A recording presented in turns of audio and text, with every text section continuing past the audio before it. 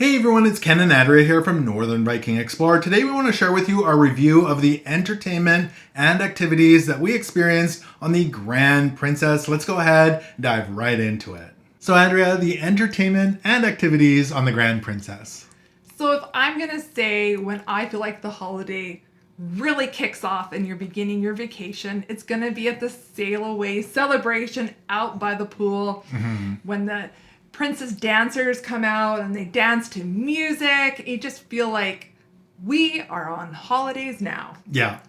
Now, I enjoy that as well. It's fun. It's not as big of a dance party as you might see on like other cruise lines, but it's fun. They come out. It's more of a performance by the princess dancers. But I was torn. I have a little of a bit of a wish for this, especially out of sailing out of Vancouver. One of the highlights of sailing out of Vancouver is sailing under the Lionsgate Bridge. And the dancers, we've sailed out a few times of there on Princess, and other times the dancers were earlier as you're leaving port, because it's about 20 minutes from leaving port to the bridge, maybe. Yeah. I felt like this time it was closer to when they were going under the bridge, and I was torn because I want to watch both. I want to go up high to watch going under the bridge, but I also want to watch the dancers. Because you really want to go high, because you feel like you could almost touch the bridge, even though totally not possible. The child side of me wants to go to the top deck, highest point as possible. So, which means you can't see the dancers at the same time. So you got to choose. Yeah. So, small thing. Yeah, it's kind of, we kind of did one of those back and forth really quick type of things, but I just wish that it was timed a little bit better. But they also, in the evening, had a welcome aboard dance party. Yeah, this was in the Piazza. It's a smaller attended event. Like, not a lot of people participating. You know, you probably have your 10 people out on the floor dancing. It wasn't a lot, but people were enjoying their time. It's just a fun atmosphere with the music in there. Again, not a big dance party, but just kind of that fun vibe, I guess. So if you want to listen to music and people watch, it's a great place to go and do that. Yeah. Now, let's jump over to the Princess Theater, so the main theater on the Grand Princess. There were some great shows through the week. Some, I would say, probably better than others. But we had a comedy magician.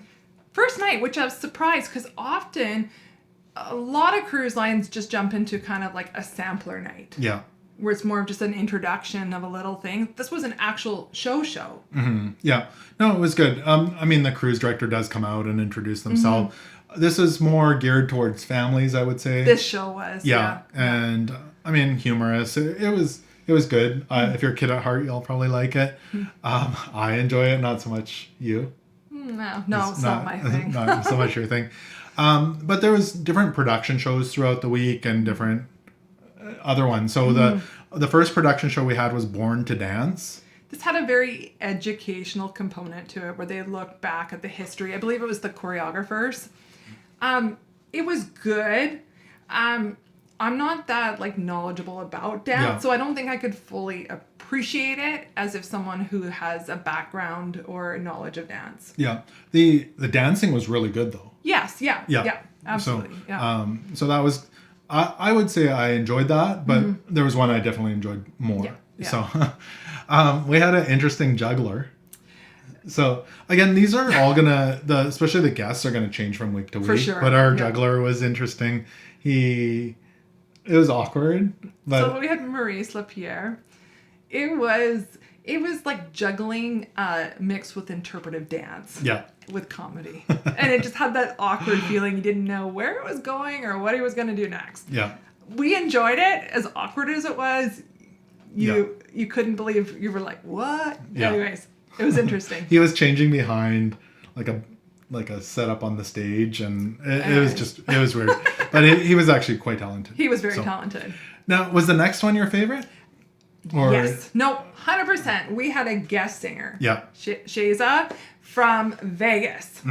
Now, her mom was one of the backup singers for Tina Turner. Okay. So you're coming from somebody who's born into a family of singers. She was fantastic.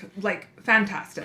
I would say, though, well, first off, she did a Whitney Houston tribute. So it was all Whitney Houston songs she did. Yeah. She was really talented, really good, crazy voice. I was a little bit scared of her because she at one point was asking people to sing in the audience, and she was pointing at someone who was right behind me, but I thought she was pointing at me, so I was a little bit terrified. But because she called him up to sing, so but she was really good. Really good. Yeah. To the point that if I was in Vegas, I would love to go see her show. Okay. Yeah. Yeah, I enjoyed it that much. Yeah.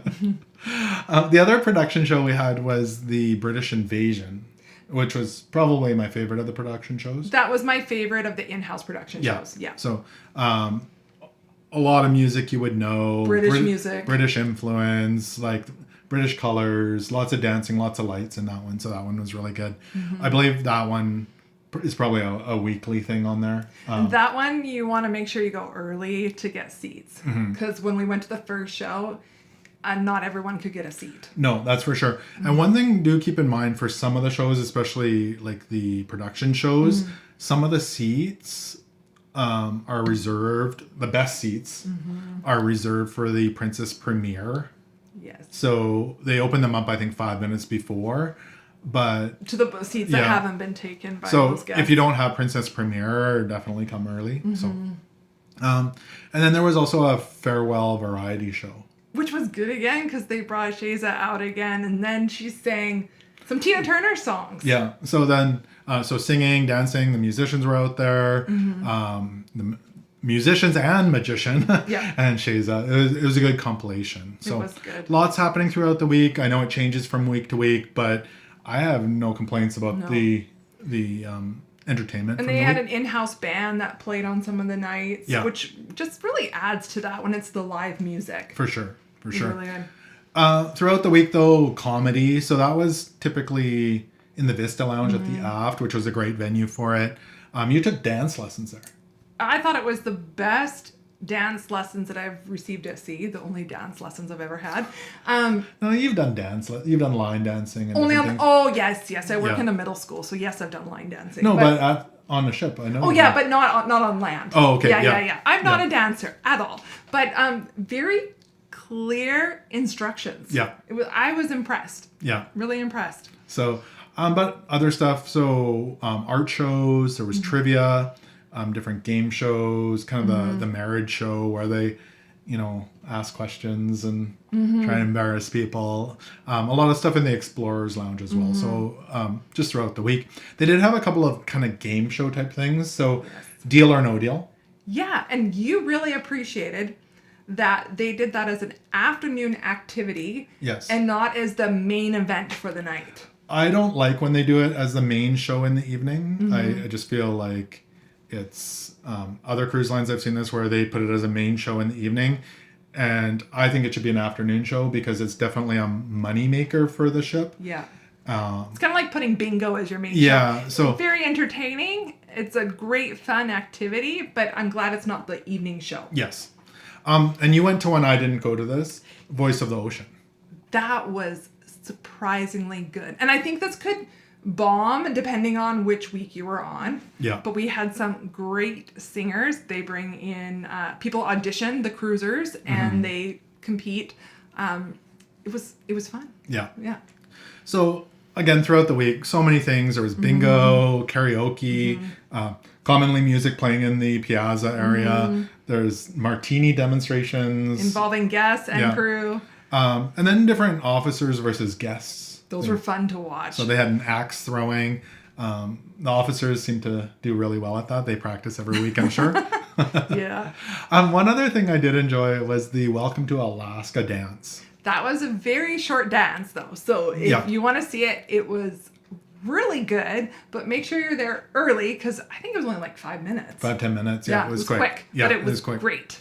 So, really and then, more going on. There was ping pong competitions and organized events in the sports courts. Now, this is one that we're sad that we missed. Never heard of this before. So look for it in your Princess Patter. And if it's there, please check it out on our behalf. The harmonica lessons. And there was even our harmonica choir that we missed out on. They give you a plastic harmonica and music. We didn't stay for it because they ran out of harmonicas. So that's why you would need to go early. We showed up on time, but you need to be early. Yeah. So if you've done that, let us know, because I think that would be fun. That's super fun. One thing I do really like about Princess for Alaska is the North to Alaska enrichments that they do. So these are people they bring on to talk about Alaska. So the naturalists. And, on the speakers as you're sailing up to the glaciers, they come on and point out things. They even did it as we were sailing through the Inside Passage, if they spot whales, that sort of thing, as well as they bring on different Alaska experts, Iditarod champions, that sort of thing, to speak. Yeah. Different things. And even they bring in puppies in the piazza.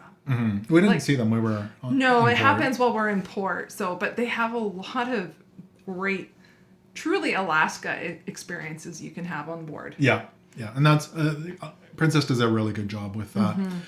Now, probably one of my favorite things on the cruise that we do is the culinary demonstration. It is excellent. It's humorous. It's slightly entertaining.